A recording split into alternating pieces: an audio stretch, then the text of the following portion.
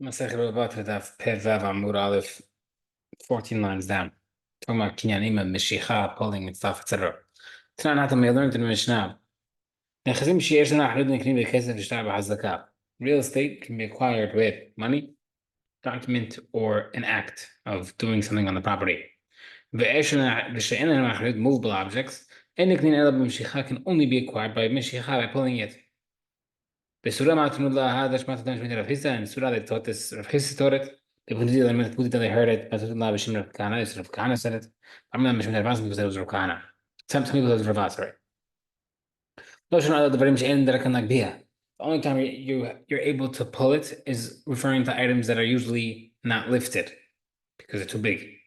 But if it's something that's big and it's small, it can be lifted and it's usually lifted. Only if you lift it, you acquire it. By pulling it doesn't work because it's not the way it's supposed to be done. Atiba Baya was one time sitting and he said, this teaching. He asked the question.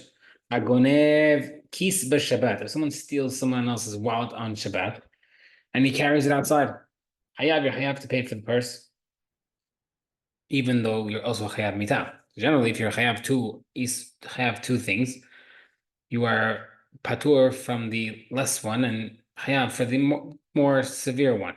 So if you're chayav for money and mitah, person's chayav mitah, he's patur from the money. In this case, he's chayav for the purse, for the wallet, even though he's chayav mitah. Why? Because he stole it and then he walked outside. It was two separate. Before he carried outside of the reshut, before he started carrying in public property, he already stole it, and then the Shabbat came afterwards. So it wasn't at the same time. However, if he was dragging it out slowly, he didn't lift it out, and he just pulled it out into public property. Patur, you're patur, because when he pulls it outside of the property, he is stealing and being over on Shabbat at the same time, and therefore he's patur on the money and chayav mitah. Now, what's the problem? We see that if you're dragging it, you acquire it through Meshicha. Where it says, Bahari Kis, a wallet is usually something you carry. Even so, you acquire it through pulling and not lifting. We just against what we just said. The Gemara says no. It's a purse that has a strap, and therefore it can be used. Pulling by the strap is good enough. The Gemara says, okay, fine. What's the difference?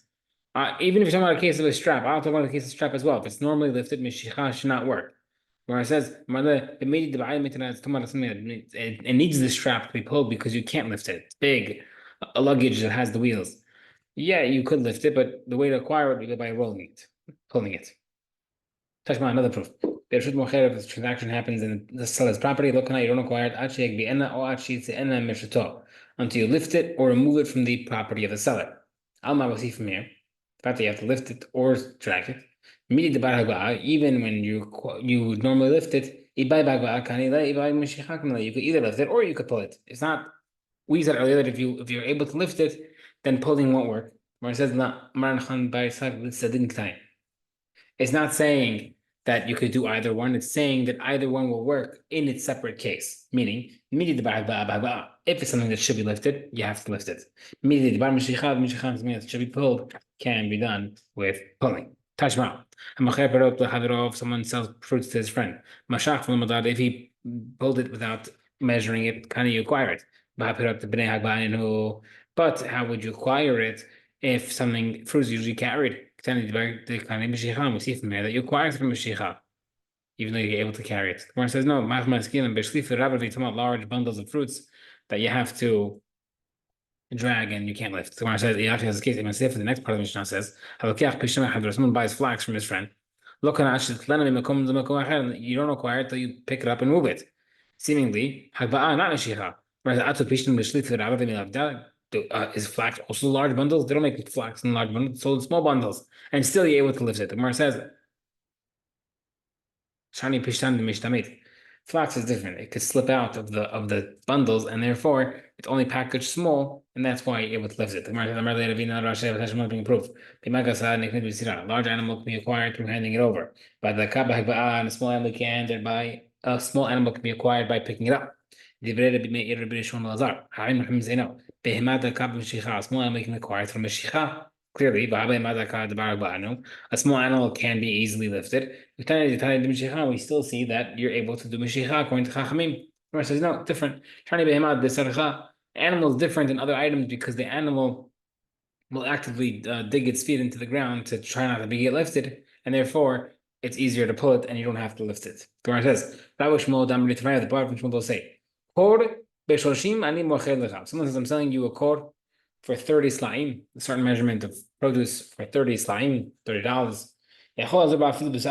I'm measuring it, even if it's the last selah worth of produce, I'm able to retract before the buyer takes it. So the last thing's measured out. However, I'm selling you a core for 30 slaim, one se'ah per se'ah, yani every single se'ah will be for a se'ah, $1 per piece. Rishon kana, you're acquiring them one at a time because you specifically split them out. So, Tashman's being proof. Our Batra earlier mentioned that if the measuring cup belong to the buyer or seller, then that person keeps it. If it's the buyer, he acquires it. The seller, he retains it. Seemingly, even if it's not full. So we see, even when it's specified, you keep it. No, say that 5 times fast. It's talking about a case. The buyer allows you to keep it. We allow the buyer to keep it and he acquires it even before it fills out. It's referring to a case where the guy told him, I'm selling you a hin, which is a certain type of measurement. It's 12 luchin for 12 sa'im. Each log for a selah. So one selah each log. The Tamar of Kanad and the Quran mentioned earlier and elsewhere that some other case where there are fractions and markings, it's a measuring cup, and on the hin to show you how much is being measured. So over here, this case come out, there's markings. Right? So in that case, it's talking about a case of there was markings for the korbanot to measure. So that's over here talking about a case of measuring cup. Why does that make a difference? As long as that marking gets hit, it's considered a unit of sale, and therefore it's already acquired. It's different. In the case of the first case where the buyer's measuring utensil, there's no markings halfway through. It's just a full picture or whatnot. Therefore, you don't acquire it until it's full. But in this case, we mentioned the buyer does acquire it. It's referring to the case where there are markings, and therefore you're acquiring every ounce, for example. Okay, Tashma. As someone hires a worker to work for him during the harvest season, Hayom b'dinar. I'll pay you a dinar per day, and I front the money from now. Starting next week. But during the harvest time, the work that he's actually doing is worth a selah, which is 4 dinarim. So I'm getting a good deal to come prepaying. Asur lehanot hemenu. This is considered a rebit, that you're saving money due to waiting, and therefore you're getting paid money due to waiting, and that's considered like an offshoot of rebit, and therefore you can't. It's considered like similar to a loan, and therefore you can't accept it. However, if I pay you from now, prepay you before, and you start working from now, before the harvest season, before the season starts, you hire the guy just to start working for you. For every day for this, and even though later on his work is considered more, mutar is mutar because the work already started. Where it says if you think if the concept is that I'll pay you X amount per day or per amount rather, X one selah per se'ah, Rishon Kanan, the guy acquires each piece. Hachanami, so over here in the second case, where I'm paying you from before the harvest, each day should be considered separate. And it should still be considered a beat because I'm prepaying. Every single day is looked at separate. It's not considered differently. The Gemara says, and also, and when we said that it's 1 dinar per day is mutar, why? And therefore it's considered waiting and it should be asur. The Gemara says, no, it's different. Amar Rava, can you really say it's asur? Zizula mischuk mi asir. You're bringing a problem that's saying that all types of prepaying and paying less for a worker. I don't want to say underpaying, but getting a good deal for a worker that should be asur. Doesn't make sense. The Gemara says, okay, my tradition is different. What's the difference between the cases? Tradition in the first case where it's asur, the guy's not starting working from now, and therefore it looks like he's getting rewarded for waiting. Sefer, in the second case, the Ka'abim is working from now. Lama Zeki Agar Natar doesn't look like he's getting reward for waiting, and therefore it doesn't look like a rebate and it's mutar. Our Mishnah ended off. The guy had flax. I acquire the flax. If I remove a piece of flax, I acquire all the flax. Like where it says, because I cut off one piece of flax, I acquire all the flax still attached. How does that make sense? Where it says, I'm out of my skin to my case.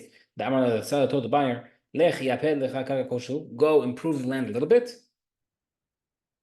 And once you acquire a little bit of land, you acquire everything there. So that was part of the transaction. Okay, this is the Mishnah. A person selling wine or oil to his friend, and the price dropped or went up. If the price changed before it was filled, it goes to the seller, whether or not he made or lost money. After the measurement was filled, and therefore the sale goes through, the price change goes to the buyer. If there was a broker in between, in the barrel broke, for example, the broker takes the loss. Very interesting halakha now, very, very detailed. If a person is selling oil or wine or any liquid that's hard to drip out, you have to make sure that you empty it and you have to wait for 3 drops to drip before you stop pouring. Let's say you let it drip out, you turn the cup back up and there's still stuff at the bottom. It belongs to the seller. We'll explain why. The storekeeper, a guy who's selling stuff quickly and bustling around, he doesn't have to wait for the 3 drops to drip out. You're accepting it without it, Yani. You don't have to wait because even though, yes, you bought the full measurement and therefore I should wait for him to pour the entire pitcher with the 3 drops, a storekeeper doesn't have to do it because it's going to cause the business store to slow down if he has to stop and wait every single time. Therefore, he's patur from that. Rabbi says, Erev Shabbat patur, also right before Shabbat as well. If this is happening, you're patur as well because you don't get it for Shabbat. Amen.